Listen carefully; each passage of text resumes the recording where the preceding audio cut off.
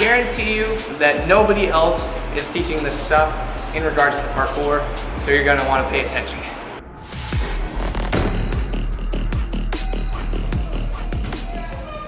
If you wanna get massive distance on your Kongs and your double Kongs, you're gonna need some strength. So in order to get the right muscles for the push off and the follow through with the Kong ball, I'm gonna teach you how to target your chest, shoulders, and triceps for power. Because it's not only important the types of exercises that you're doing, but also the way that you're doing them. Now, of course, the Kong is going to involve a whole muscle chain throughout basically your whole body. But I'll show you other exercises that you can do and split them up on different days so that you can increase power in those areas one at a time, so that it's not overworking itself, building power in all muscle groups at the same time. It's really hard to increase your strength by doing full body workouts. You can, but if you're like me, you like to train parkour pretty much every day or every other day, and so that's not really gonna fly for your workout schedule. So, going straight into the first exercise, you're going to want to do bench. If you can't do bench, say you don't have a bench or access to equipment, I'll show you some bodyweight exercises that you can do as well. But I would highly recommend that you start training with weights to get that explosivity. You don't need to be doing huge amounts of weights and be doing like a strongman type training schedule, because you want to hit the certain muscles and the type of muscle fibers that are going to increase your body weight power.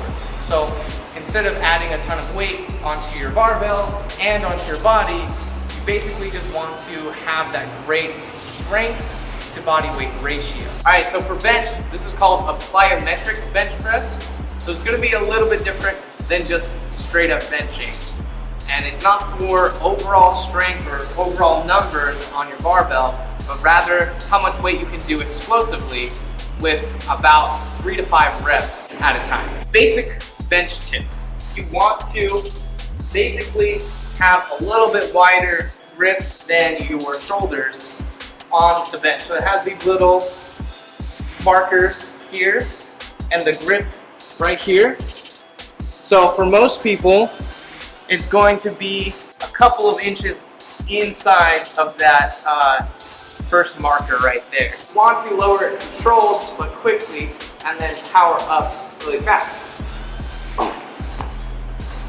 What you want to be doing is alternating between 3 to 5 reps in a row that are explosive and all continuous, and then alternate that with going slow, resting it on your chest, and then powering off. Because explosivity is not only to do with manipulating momentum, but also how fast your rate of force production is from a standstill. So the faster that you can be from a standstill, imagine how much easier it will be when you throw in momentum, you throw in your sprint and your jump before you hit the obstacle. That's going to play a factor. But when your individual muscles can be explosive on their own from a standstill, you're going to increase that 10 times. So I would suggest either doing 4 sets of 5 and alternating which type you're doing from the plyometric continuous one versus the rest and then press, control down, and then press again. And just do sets with rest about 70 seconds in between, or about a minute and a half in between these sets. And if you are really trying to get fancy with it, you can do 3 quick plyometric ones and then lower and press 3 times in one set and get tricky with it. If that's a little bit too much to process, just do 3 reps of one, then 3 reps of the other, and just do 4 sets just so that you're balanced in everything that you're doing. If you know 5 is too many, you'll know when you try to do it. If you're not able to be explosive throughout the whole time, then you're gonna wanna lower the weight. Okay, so after you do your chest press and the compound exercises with your chest, you want to include your shoulders and your triceps next. And we're going to do a version of a tricep kickback, which if you don't know what that is, I'll show you real quick. And it's going to be a little bit different though, because because we're adjusting it to the technique of doing a Kong and that follow through. And there's two different exercises that you can use an exercise band for, or a cable machine that's something like this. So with the tricep press, there's a couple different ways to do it, but if you're going to do it one-handed, then you want to pull in, but basically you're here, and then you're pressing down, keeping your elbow pinned to your side.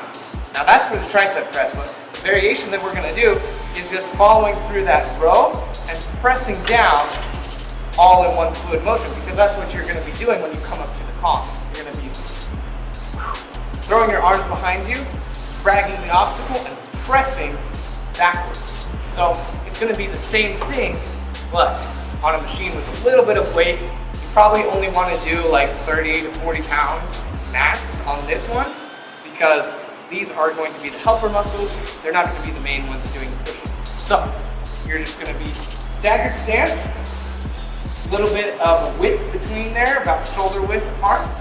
You want to start high, pull your shoulders back, pull down real fast, and then push with your tricep. At the bottom you see my palm is facing towards the ground, because that's just like what you'll be doing in parkour. So it's the exact same thing with an exercise band. If you have some setup like this with a pull-up bar or something like that where you can have the leverage from the exercise band, I have some bands at my home that I use that I can hook into the doorway, and it works great for this exercise. So stagger stance, starting with a little bit tension on the exercise band, and then pull down, and pull down. Of course, you don't want to be swinging a ton of momentum in it, because that's just going to make things messy for our muscles. So we're just going to use mostly our arm. It gets you tired real fast. Making sure that you get that full extension of the tricep. And you notice you are going to be leaning forward a little bit so that you can keep your balance.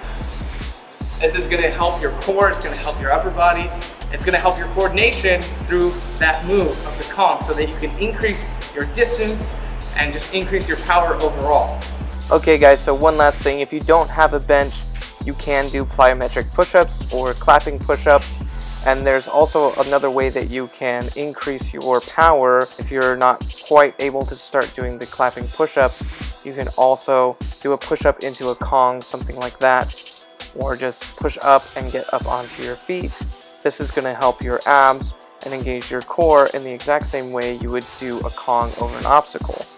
Also, falling down into a push-up can also increase your overload on your muscles, but be careful when you do this, because you need to be flexible enough to, one, take the impact, and strong enough as well to slow down your body enough. So there's a few different stages, intermediate to advanced, that you want to focus on. Thanks for watching, guys, and remember, stay parkour strong.